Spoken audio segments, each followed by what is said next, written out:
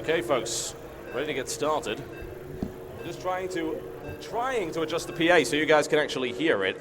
Unfortunately, it doesn't look like we're going to be able to do that without generating feedback, so we'll have to down that for the moment. And here we go, ladies and gentlemen. Adelscott right here in the blue trunks. He is from Team Millennium, and he is, of course, playing Protoss. Versus his opponent, the one and only OGS MC in the red trunks. He is playing Protoss as well. And that was an interesting opening game right there with OGS MC going for his trademark 4-gate attack.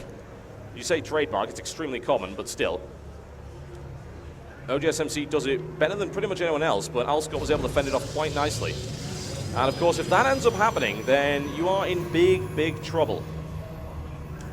You can end up losing out very badly. So we'll find out as to whether or not MC decides to go for that or decides to vary it up with something else. He does have more things in his arsenal than the 4-gateway attack. He uses it because it works. You can, of course, hardly blame him for that.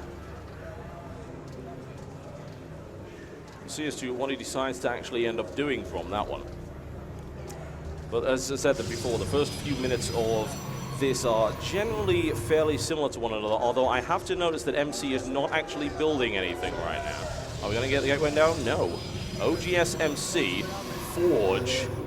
OGS MC very likely attempting to cannon rush Adelscott right here.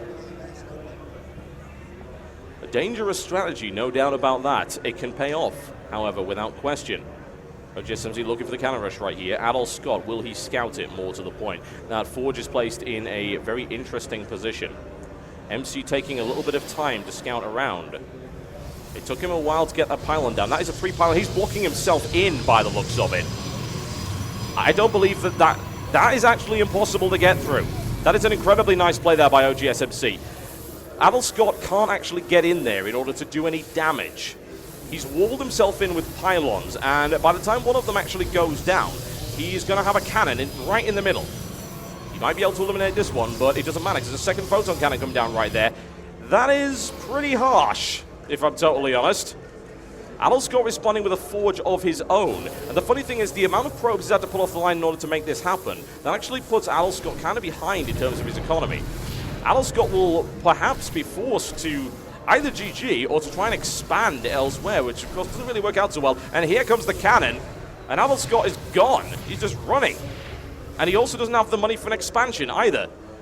Adelscott's strategy here, I think, is just going to be to go and charge his opponent and try and cannon rush him. I believe he does have a Forge down. He does, as you can see. There's no way he can possibly mine. MC with another cannon right there at the back.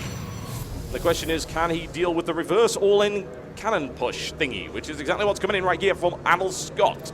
He has not as many probes as his opponent, unfortunately. He's got 16. He's rushing in right here. Adelscott with the photon cannon. He's got the pylon in place. This is just silly, if I'm totally honest. Looking for the surround on the Nexus right here with the probes, as you can see right there. Very common tactic, surrounding your opponent's Nexus with your own probes. And now it is a probe fight, ladies and gentlemen, going on right here. And MC's probe micro is second to none. He also has the numbers advantage, which certainly doesn't hurt in any way, shape, or form. This is absolutely absurd. In the meantime, we'll see what the cannons are doing to Adelscott's base. They can't actually kill everything yet. OGS MC building a gateway in Adelscott's base, as you do. The probe count is currently 18 to 15. OGS MC actually taking a lot of damage. Is OGS MC actually building in his opponent's base? I think that's a possibility right now, but he doesn't have the money for it.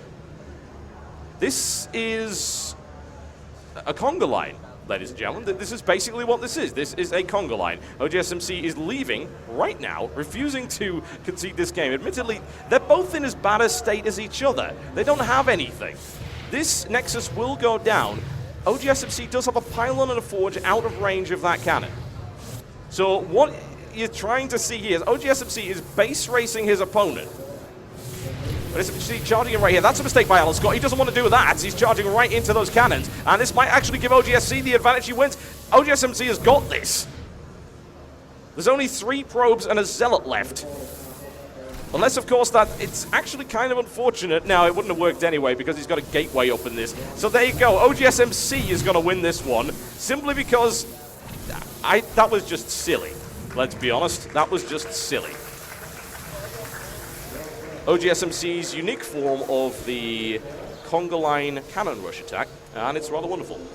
Or horrible. That's one way to put it.